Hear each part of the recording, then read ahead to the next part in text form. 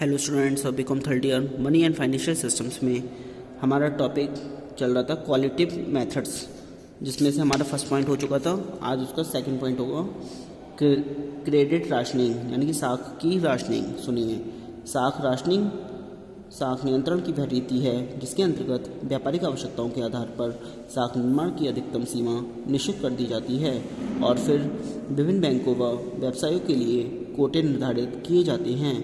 केंद्रीय बैंक निम्नलिखित 4 तरीकों से साख का राशनिंग करता है।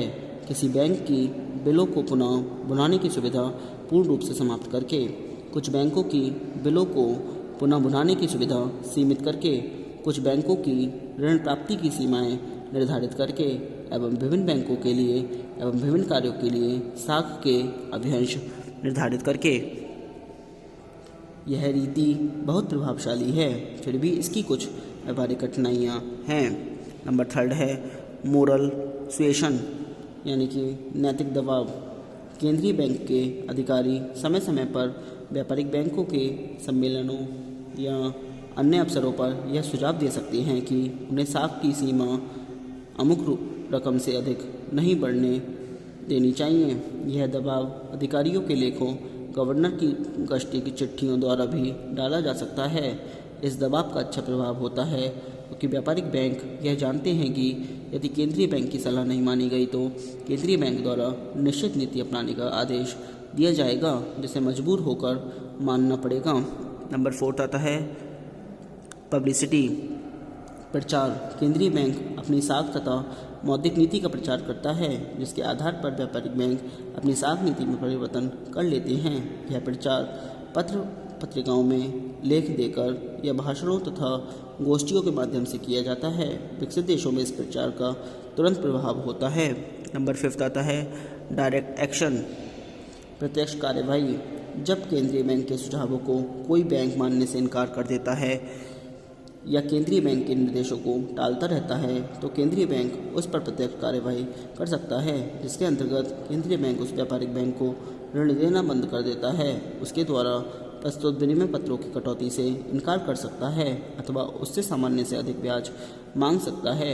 इन सब क्रियाओं का अंतिम परिणाम यह होता है कि व्यापारिक बैंक बंद हो जाता है। अब आता है डिफ़िकल्टीज ऑफ क्रेडिट कंट्रोल, साख नियमन की कठिनाइयाँ। केंद्रीय बैंकों को साख नियमन में निम्नलिखित कठिनाइयों का सामना करना पड़ता है। नंबर 1 आता है असंगठित बैंक व्यवस्था।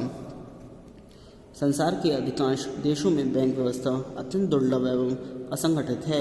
बैंकों में पारस्परिक सहयोग का सर्वथा अभाव है। बैंकिंग संगठन के अभाव में केंद्रीय बैंक द्वारा अपनी साख नीतियों में सफलता प्राप्त करना अत्यंत कठिन है।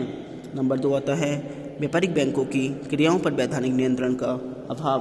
कुछ देशों में व्यापारिक बैंकों पर केंद्रीय बैंक का वैधानिक नियंत्रण नहीं है। इसके अतिरिक्त उन देशों में अनेक ऐसी वित्तीय व गैर वित्तीय संस्थाएं हैं जो ऋण संबंधी लेन देन का कार्य करती हैं। इन सबकी साख नीतियों का नियंत्रण करना बहुत कठिन होता है। भारत में देशी बैंकर तथा पाश्चात्य देशों में विक्रय साख कंपनियाँ, साख संघ, कटौती गृह आदि बैंक के नियंत्रण के भार हैं। नंबर 3 आता है साख के अंतिम उपयोग पर नियंत्रण रखने में कठिनाई। केंद्रीय बैंक के लिए यह अति कठिन होता है कि यह साख के अंतिम उपयोग पर नियंत्रण कर ले। मान लीजिए कि उसने संबद्ध बैंकों को सट्टा कार्यों के लिए ऋण देने का निषेध किया है। अब यदि बैंकों के ग्राहक व्यावसायिक कार्यों के लिए ऋण लेकर वास्तव में इसका प्रयोग सट्टे के लिए करने लगे तो केंद्रीय बैंक इसे कैसे नियंत्रण करेगा? ऐसी दशा में उसने साख नियंत्रण का उद्देश्य ही व्यर्थ हो जाएगा। नंबर 4 आता है विभिन्न प्रकार की साखों पर नियंत्रण रखने में कठिनाई। साख के कई प्रकार होते हैं, बैंक साख, पुस्तकीय साख, वाणिज्य साख। इनमें से बैंक साख पर तो केंद्रीय बैंक का नियंत्रण होता है और अन्य पर नहीं, जबकि ये अन्य प्रकार की साखें भी अर्थव्यवस्था को उतना ही प्रभावित करती हैं जितना कि बैंक साख। नंबर 5 आता है मुद्रा एवं पूंजी बाजार पर प्रभाव न पड़ना। कुछ देशों में मुद्रा तथा पूंजी बाजार केंद्रीय बैंक के संकेत अथवा नीतियों से विशेष प्रभावित नहीं होते। कभी कभी तो केंद्रीय बैंक ही मुद्रा बाजार के वातावरण से प्रभावित होकर उसके पीछे चलता है। विकासशील देशों में प्रायः ऐसा होता है। भारत में बैंक दर प्रायः मुद्रा बाजार में प्रचलित दरों के पीछे रहती हैं। इससे साख नियंत्रण होने की क्या आशा की जा सकती है? नंबर 6 आता है स्वस्थ परंपराओं का अभाव। ब्रिटिश बैंकों की परंपराएं इतनी परिपक्व एवं मजबूत हैं कि वहाँ केंद्रीय बैंक का संकेत ही शाख नियंत्रण के लिए पर्याप्त है। व्यापारिक बैंक केंद्रीय बैंक के संकेत मात्र पर ठीक दिशा में कार्य करते हैं। इस प्रकार की परंपराएं अधिक देशों में नहीं, यहाँ के कानून में भी केंद्रीय बैंक का शाख नियमन के विशेष अधिकार नहीं दिए गए हैं। अतः इन देशों में शाख की उचित मात्रा बनाए रखना एक समस्या ही है। अब आती हैं डेफिनेशंस ऑफ डेवलपमेंट बैंक्स, विकास बैंकों की परिभाषाएं। इसमें सुनिए। पहले, स्वतंत्र प्राप्ति के पश्चात औद्योगिक प्रगति हेतु वित्त की आवश्यकता की पूर्ति हेतु सार्वजनिक क्षेत्र में वित्तीय संस्थानों की स्थापना की आवश्यकता महसूस की गई। उद्योगों के आधुनिकीकरण, पुरानी मशीनों के प्रतिस्थापन एवं नवीन उद्योगों की स्थापना हेतु जो संस्थाएं वित्त जुटाने के लिए उपलब्ध थीं, वे या तो इस संबंध में उदासीन थीं या वे अपर्याप्त मानी जाती थीं। इस तथ्य को ध्यान में रखते हुए भारत सरकार ने बड़े पैमाने के उद्योगों की दीर्घकालीन वित्त की आवश्यकता की पूर्ति हेतु सार्वजनिक क्षेत्र में कई वित्तीय संस्थानों की स्थापना की। इन वित्तीय संस्थानों को नरसिम समिति 1991 ने विकास वित्त संस्थान की संज्ञा प्रदान की। विकास बैंक ऐसे वित्तीय संस्थान हैं जो उद्योगों की मध्यम एवं दीर्घकालीन ऋण प्रदान करने के साथ साथ उन्हें सुधार हेतु तकनीकी एवं प्रबंधकीय परामर्श भी प्रदान करते हैं। इस प्रकार विकास बैंक वित्तीय तथा विकास संबंधी सेवाओं के मिश्रण की व्यवस्था करता है। इसकी कुछ परिभाषाएं हैं, वो सुनिए। नंबर 1 है केनी जोसेफ के अनुसार विकास बैंक एक वित्तीय मध्यस्थ है जो बैंक योग्य आर्थिक विकास की परियोजनाओं को मध्यम एवं दीर्घकालीन निधियों की आपूर्ति करता है तथा उन्हें संबंधित सेवाएं उपलब्ध कराता। नंबर 2 आता है C.S. वेंकटराव के अनुसार विकास बैंक के अंतर्गत विभिन्न प्रकार की वित्तीय संस्थाओं को सम्मिलित किया जाता है जो उद्योग अथवा कृषि को मध्यम और दीर्घकालीन वित्त प्रदान करती हैं तथा परियोजनाओं के निर्माण एवं सुधार हेतु तकनीकी एवं प्रबंधकीय परामर्श देती हैं। नंबर 3 आता है बोस्की शिरले के अनुसार विकास बैंक सार्वजनिक अथवा निजी संस्थान हैं जो अपने एक प्रमुख कार्य के रूप में औद्योगिक परियोजनाओं में मध्यम अथवा दीर्घकालीन निवेश करते हैं।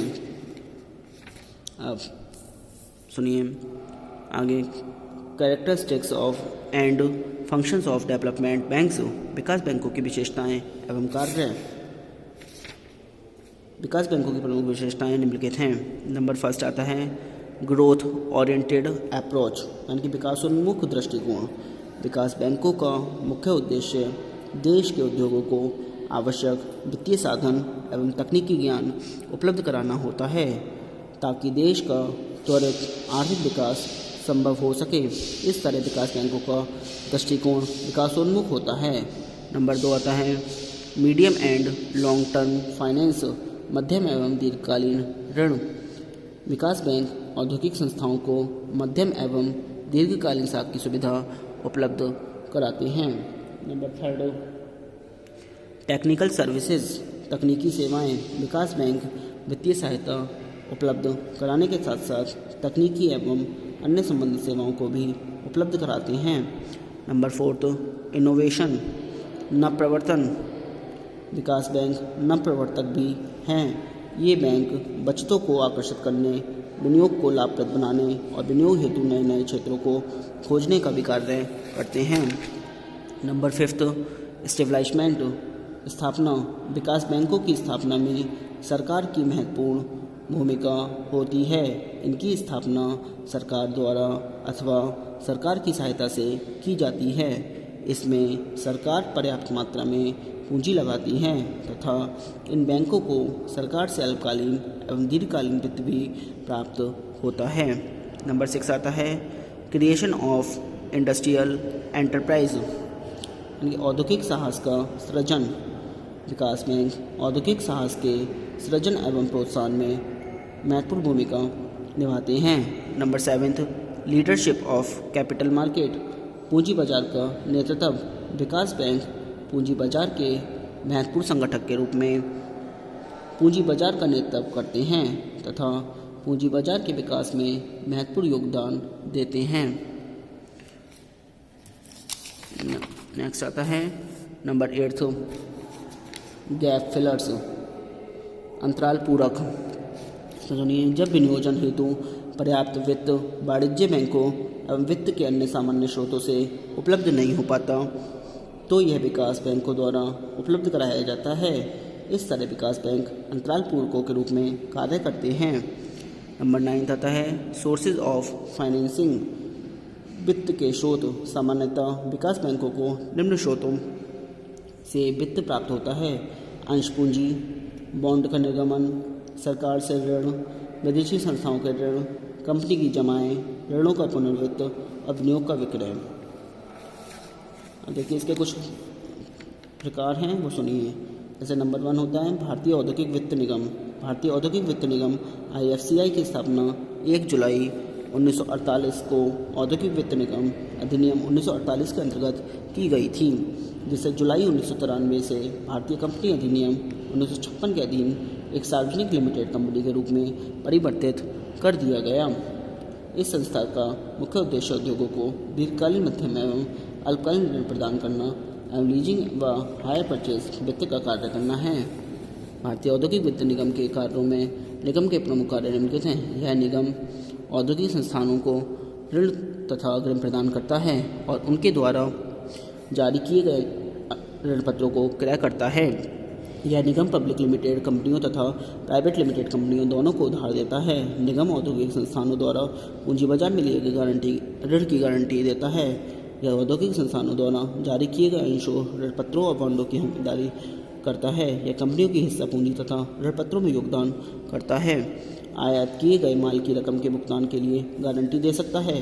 औद्योगिक संस्थानों द्वारा अनुसूचित बैंकों अथवा राज्य सहकारी बैंकों से प्राप्त किए गए ऋण की गारंटी दे सकता है। भारतीय औद्योगिक कंपनी द्वारा विदेशी बैंक अथवा विदेशी वित्तीय संस्था से ऋण लेने पर यह निगम गारंटी दे सकता है। वित्तीय सहायता के अतिरिक्त यह निगम निम्नलिखित सेवाएं भी प्रदान करता है: नए उद्यमियों को तकनीकी सलाह देता है, उद्योगों में प्रबंध सुधार के लिए प्रशिक्षण कार्यक्रम चलाता है। आज के लिए इतना ही। Thank you very much.